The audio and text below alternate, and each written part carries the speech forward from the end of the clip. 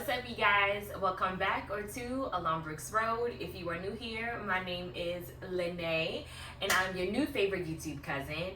If you are an OG, what's up, girl? How you feel? So this is like a catch-up vlog because your girl has been MIA, but a lot has been happening, as you can see. So scooch in, grab your coffee, your tea, your water, your smoothie, whatever it is that you're sipping on, okay? I'm not gonna judge you. And let's take a couple sips because we got a lot to talk about.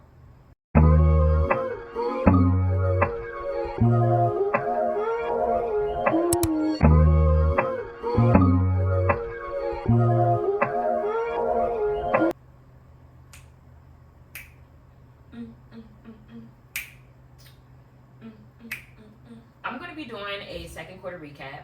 And as I am recapping of the second quarter, I'm going to be sharing my testimony along with it. And I also will be sharing what I learned throughout the second quarter. Because the learning never stops. Okay? God always has a lesson. Second quarter, April, May, June. I briefly talked about, my hardship in my last video that I did before I ghosted y'all for like a month. But I had a hardship with my car, and honestly, I did not get my car until the end of May. Yeah. So my birthday came along, which was May 13th. I turned 33. And listen, I prophesied a lot on my birthday. I had a great birthday. And I said that it was going to be a life-changing year, and then I also prophesied that it was my Jesus year. And I do not know why I did that, because I had a lot of Jesus moments after that. Like, I literally was like Jesus in the Garden of Gethsemane. I hope I pronounced that right, y'all. Do not quote me, any Bible scholars. Do not come on here with your foolishness. I ain't for it. But when he was like, God, take this from me. Like, take this cup from me. He couldn't take it, okay? Jesus was at his wit's end in that garden. And ever since I said that, all hell broke loose. At the end of May, I really was like pressing forward with finding a new place to live. It's getting ready to be summertime, and I had no windows in my place. I had no AC in my place. Like, my dehumidifier literally went up last summer. And I didn't have just, one little, dehumidifier that can just be stationed in like a small area and get all of that moisture in that area. No. Your girl had the big dehumidifier. All right. So that was like $100 and something. I wasn't getting another one. So on top of that, God also prophesied that I was going to be in a new home in 2023. Then my landlord that, we just got in the beginning of 2023, he literally was moving so shiesty, y'all. Like, I did not trust him. He honestly didn't know what he was doing. He was trying to make so many changes. He didn't get, our new leases. Like, so our old leases were carrying over. And it was just like a mess. So I had all that pushing me to find a new place. And I literally outgrown, my first apartment. It was a really nice, starter apartment for me. I was there for 3 years. Loved it. A lot of experiences, a lot of fun times, a lot of memories were, curated in that place. It was just time for me to go. So at the end of May, I applied for an apartment complex, like literally down the street from where I lived at. Like, I literally walked to the leasing office. That's how close it was. And got approved, y'all, in the beginning of June. They wanted so much money to move in. So at that time, I was like, let me think about this, okay? I thought about it for a couple of days, and I'm just like, God, look. Yes, I got an approval. I'm truly grateful. But I'm like, we're getting ready to go on a 3-week break before summer school starts. That is not a paid break. So I'm going to be missing out, like literally a month's worth of income. I don't think this is the right time for me to move. So I spoke with my landlord, prior to that, because I wanted to know what my lease has said about, when you do want to break your lease, or when you do plan on moving, you do have to let, your current landlord know. So I'm like, I forgot if mine was 30 days or 60 days. He said it was 60 days. He's like, are you planning on moving? I'm like, yes. blah, blah, blah. He's like, well, I was already, redoing y'all leases. And in my head, I'm just like, bro, you've been here since the beginning of the year. What are you doing? Like, why haven't you been did that? So I ended up making my decision to stay through the summer. So I called my landlord back, and this was June 8th. June 8th, I called him back. I'm like, hey, I'm just going to stay throughout the summer, so please keep me on a month-to-month lease. That was it. He made some comment that didn't make any sense, but I got off the phone with him. And y'all, the next day, June 9th, bro, I'm on break at this point because our last date was June 8th. June 9th, I wake up to a notice to vacate. 60-day vacate notice. And I was just like, what the fuck? Like, you have got to be kidding me. Like, where did this come from? So I'm sitting there like, God, I already had this hardship with no car for 2 months. And let me tell you, if you have a running vehicle, I don't care if your vehicle is, paid off or not. I don't care what kind of make and model you got. I do not care. You need to be grateful that you have a running vehicle. Because without having my car for 2 months, your girl literally was struggling. Okay? Like, that is seriously one of the biggest luxuries and necessities that anybody can have. So I'm like, I'm just getting over, like, I got my car back, and now here's another hardship. God, what? So I called him, y'all, and I'm like, where did this come from? Like, what's going on? And he's, basically giving me the runaround. So, y'all, I ain't even gonna lie, I laid that man out, okay? I didn't even give him really too much time to speak. I was just going off. And I said, you know what? You're gonna reap what you sow, because he was like, I can vacate anybody that I want to. You're absolutely right. You're right. You're gonna reap what you sow, because he had no reason to do that. And like, I'm not gonna sit up here and lie to y'all. He had no reason. I paid my rent on time. Never got a vacate notice. Never got an eviction notice. None of my lights, nothing, gas, water, heat, nothing has ever been cut off the 3 years that I've been living there. So this man literally had no reason to give me that vacate notice. Wasn't like I was being, a hard neighbor or anything. Except for when I used to lock my keys in the house, and Mr. Roberts sometimes had to help me. Shout out to him. He was the greatest neighbor of all time. But no reason, y'all. So I hung up with him, and I just started crying. But then it dawned on me. And so this was the first thing that I learned. Overthinking definitely hinders your faith. I literally was overthinking this process. Granted, I did get an approval, but that apartment complex was not the apartment complex for me, and I know that now. But I was in my head, I'm just like, hey, which I personally think that it was a wise decision, because I'm like, I don't want to put myself in a more financial hole. Like, I was fearful and doubtful that I was going to be able to afford it. I just completely was in my head and using, logical thinking, all right? Faith was nowhere on the table when I made that decision, and I understand that. But second thing I learned, God will take the comfortability rug from up under your feet. That way your feet is solely placed on his provision, his truth, his promises, and his love for you. Trusting in God was all I had at this point. Because now God is like, I'm going to push you out.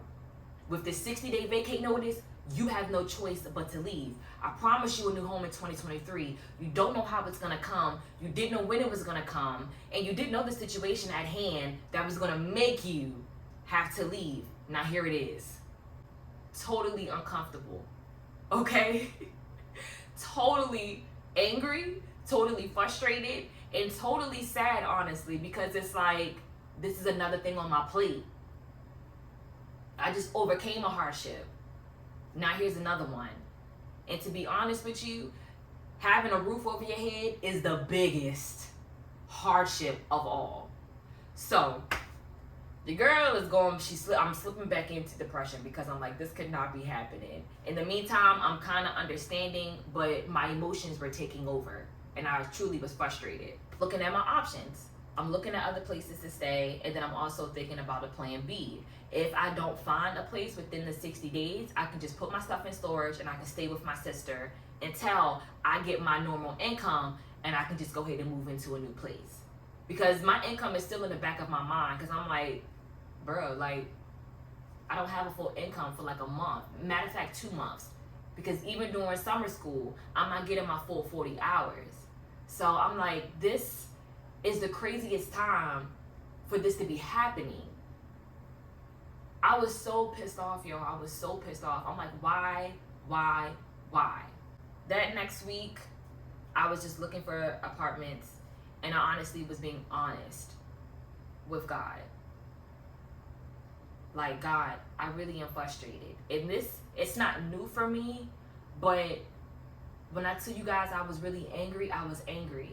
And the third thing that I learned is, even if you share your emotions and your frustrations with God, He's not going to stop blessing you because of your vulnerability. I'm always the type of person that thought God is not going to bless me because of X, Y, and Z. He doesn't withhold His blessings. And that is something that I had to learn in the second quarter. Like, that limited belief, like, Lene, you really have to rip that from your mindset, because that's not so. I'm crying out to God. I'm like angry. I'm telling Him, I'm not understanding why I keep getting hit with all these circumstances. And this time it was no fault of my own. Like, why is this happening during this time? Like, God, you know I don't have a full income. What we gonna do? Like, I was literally talking to God like He was right in front of me, expressing everything. Because I was so tired at this point. I had a lot going on in the second quarter, personal too. I touched on that with y'all. So I'm just like, I felt like, all right, God, I see light. But now I'm back in the dark. I don't see nothing. Like, what's going on? Like, literally, why me? I'm tired of suffering. Get somebody else to do it. June 22nd, I found the place that I really liked. So I came over here. I viewed the model apartment. They literally do stuff by paper still.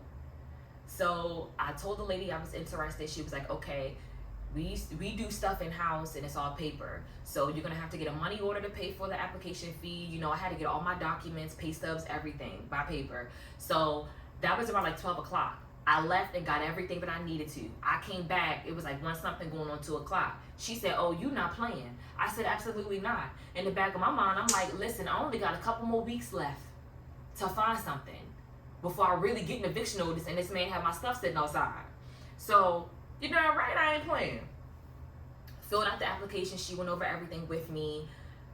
I left there feeling really good. All right. So now I'm like, okay, God, I just gotta wait to hear something. By that time, I also had a call to interview for the government. I had been praying and fasting on a new job.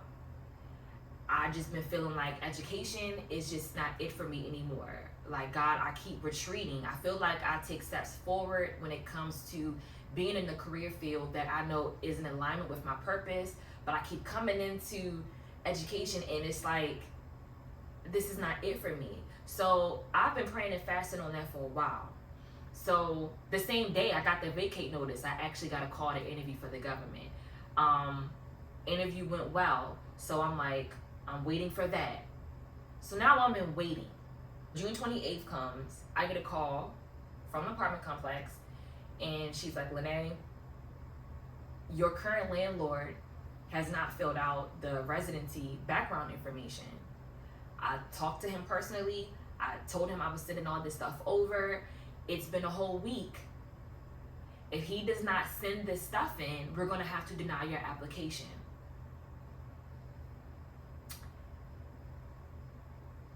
Angry. Y'all know that the thing off of Inside Out, the angry emotion. That was me. Because I'm like, how you give me this vacate notice and now you're not doing what you need to do, so I actually can get out of here. Left a voicemail, emailed that man, and text him. Okay? Like 45 minutes, didn't hear nothing. So I'm like, God, here's another mountain. I can't take it. Move forward, I'm getting knocked back. It's nothing but mountains in my way right now. And I'm tired. So I calmed myself down and I realized I gotta speak to my mountain. So I'm speaking to that mountain. I'm saying, you know what, God, all things are working together for my good. No weapon formed against me shall prosper. After I almost had a panic attack, I literally had to switch. So I called her back and I told her I did all that I can do. I said, well, look, I still have my old landlord's information. Can I call him and see if he will help me out? She said, sure. So I called Mr. Nick. He said, Lene, I will gladly help you. Give me their contact information so I can get, the paperwork, and I'll send it in. So I sent him her stuff. He called her after I got off the phone with him. She called me back and she said, Mr. Nick still has all of your records and everything. He said he will fill this out and send it in. But unless he's not your current landlord, you're gonna have to come down here and sign a consent form explaining why your current landlord hasn't said anything.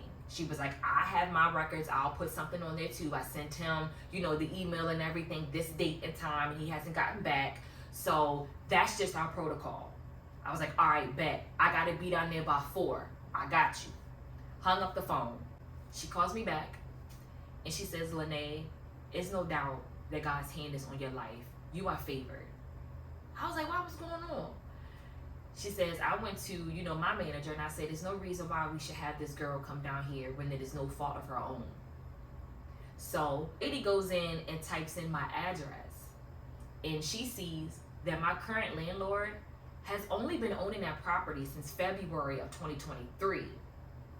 So they said, we don't need his statements, his information. We don't need nothing from him because he hasn't been owning that property for a year. We'll take Mr. Nick's. I said, what? She said, yes. You don't have to come down here. We don't even need that man's stuff. We're just going to go with Mr. Nick's because guess what? He already sent his stuff in. Take a sip with me, please. Just take a sip. She says, I'm gonna have your stuff in because the lady was like, I already started working on your stuff when you came in on June 22nd. I got everything else I need. This was the only thing holding you up. You should have a letter in the mail either before 4th of July or after. Long story short, your girl got that approval and she's in her new apartment. Alexa, play New Apartment by Ari Lennox.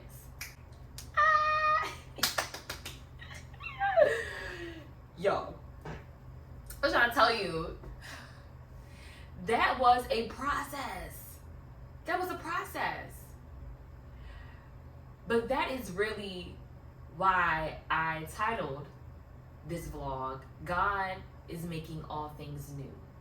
Because after I talked to her, I really sat down and I'm like, God, you came through. But what is this all about?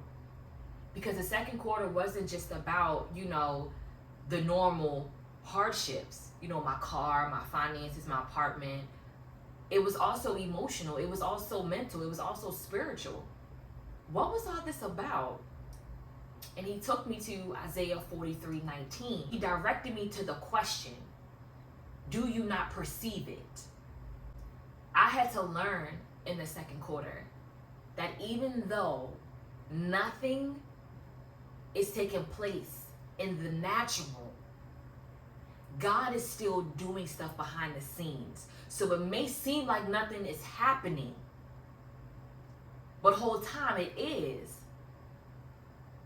So I had to learn and I had to develop my spiritual eye. My spiritual eye had to be stronger than my natural eye. And I lie to you not, the whole month of June I'm sitting here telling my therapist, I'm telling God, and I'm like writing down in my journals, nothing is happening. Door will open and it seemed like it will close. Nothing is happening for me. Praying, I'm fasting, I'm asking for help, I'm asking for prayer, I am worshiping when I'm literally angry and sad on the inside. But nothing is happening. And he's like, Lene, you think nothing is happening because you can't see it. But that does not mean that I'm not working. If I prophesy newness, I've been told you this year, redemption, restoration, that's your word. I said it. So it's going to come to pass. But do you perceive how I'm doing it? Do you perceive that I'm still actually involved in what I said? Do you perceive it? It's not just new things that I physically can touch. I became new in certain areas. I changed. Emotionally, I changed. Socially, I changed. And it was just an all around newness. And I had to really think back about what I prophesied over my life and also what I wrote down for year 33. And when I went back, and I'm just like, you want this new Lene to emerge, you're gonna have to get with it. You're gonna have to get with the program. You can't just say it and not do the work. And I had to do the work in order for this change to come about. I was expressing myself to God like I never have before. Because when I tell you, I really felt hopeless. I felt defeated.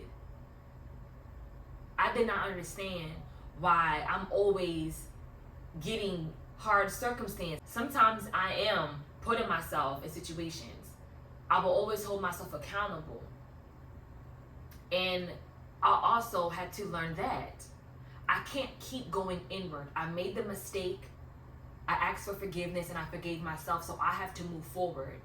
Because I also was the woman that was saying I can't get blessed because of my past.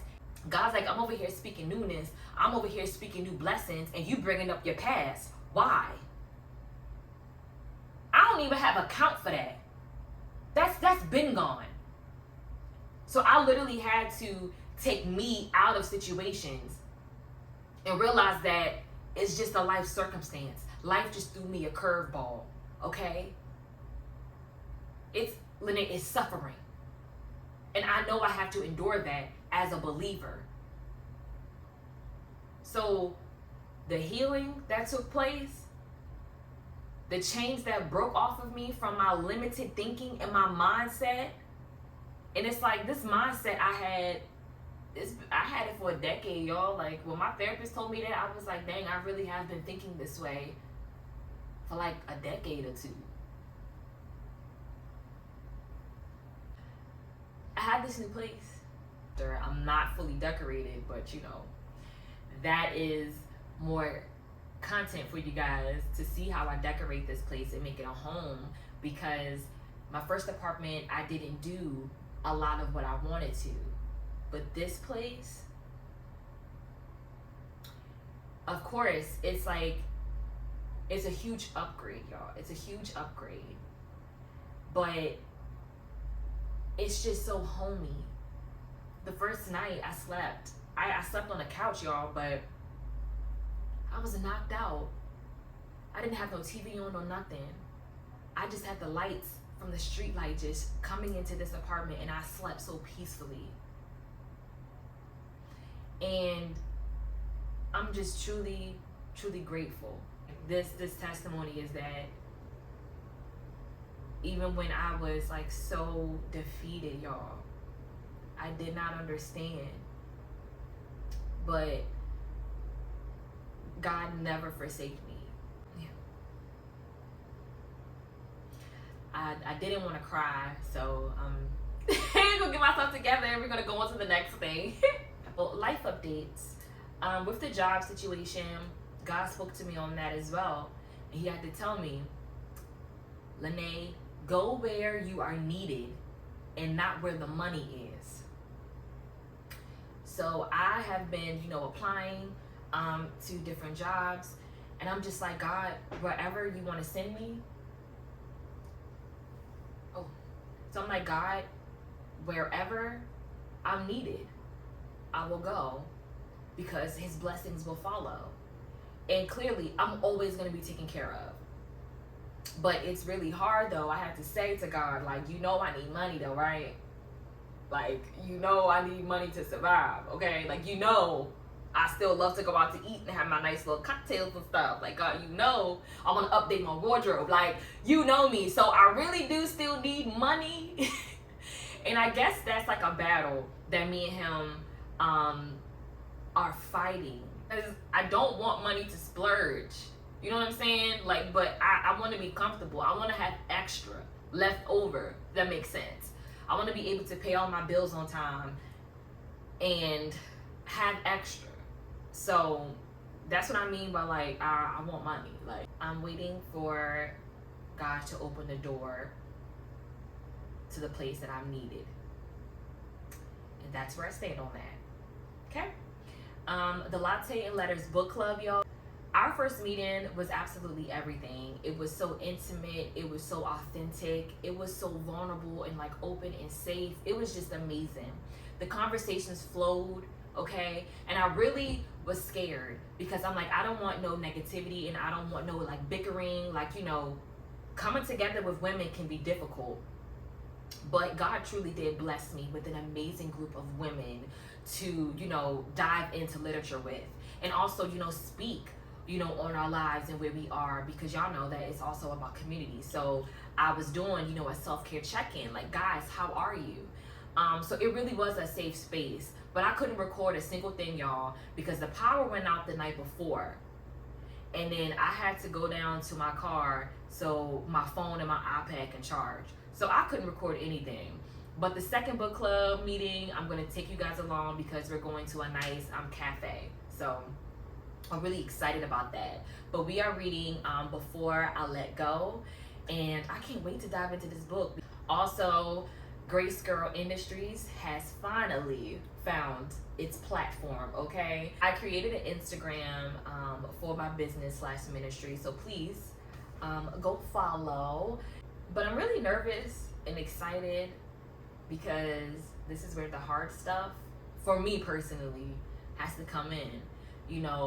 Sharing certain things and, going live and, recording and everything. That's going to happen on this platform. But all things along Brooks Road and the Latte Letters book club and all things, business and ministry is going to be shared on that Instagram page. So please follow. And definitely do that, because the Unplugged Camp is coming back in September. Here are the dates, because I truly don't know them off the top of my head, so I put it in the video. But this is like an end of the summer Unplugged Camp. So the Unplugged Camp is literally kind of like self-explanatory. We are unplugging from social media, so we are fasting from social media. God gives me how many days, and we're going to be doing this for a week. But we unplug from social media, one of our biggest distractions, and we plug into our true source, which is God. And God is really doing all things new, because this is the third one that I'm doing, but it's totally different from the first two. So different that I have a guest speaker coming in to pour into us on that Wednesday night. We're going to have a session with her, and I'm not going to share her name or anything yet. Okay, y'all, just know that she's an absolute powerhouse. Okay, she is a licensed therapist. She is a evangelist. She is amazing. And I can't wait. I cannot wait. Follow Grace Girl Industries, because that's where everything is going to be. Of course, I'll be sharing it on my personal stuff, because I know not everybody is going to follow that page. So either way, I would love for you to join. Please pray about it first, because I know a lot of people, they join, but they don't take it seriously. Next videos is going to be a wellness wheel recap, where I'm going to review where I am on my wellness wheel. So that video, I'll explain what a wellness wheel is, but that's gearing up, because I will have my first workshop probably in December, where we are going to be making our wellness wheels together. It's going to be a whole event. So be on the lookout for that too. And I'm really excited for Grace Girl Industries. Also working on launching something that definitely will be here by fall. But thank you guys so much for watching. Thank you for supporting. I did ghost y'all for a minute, but you know, I'm back. The storm is settling and I'm feeling really good. And even though I know it's going to be more storms, my foundation is planted in nobody but Christ, and nothing else can move me. Okay? The second quarter taught me that I am stronger than I think, you know, with God, of course, but I'm really in a good space and I'm really happy. And so I'm getting ready to pour all of that out into my platforms in different ways. So that second quarter really did birth something. It did. It birthed a lot of creativity in a way that I still can share the glory of the Lord. So I'm excited because this is a life-changing year already. It truly is. So, yeah. So please subscribe, please like, please comment, please share, and please come back. Because I'm still here. So I will catch you guys next time. I love you. And for anyone that is going through the storm, remember, Christ is your strong foundation. Alrighty. Peace.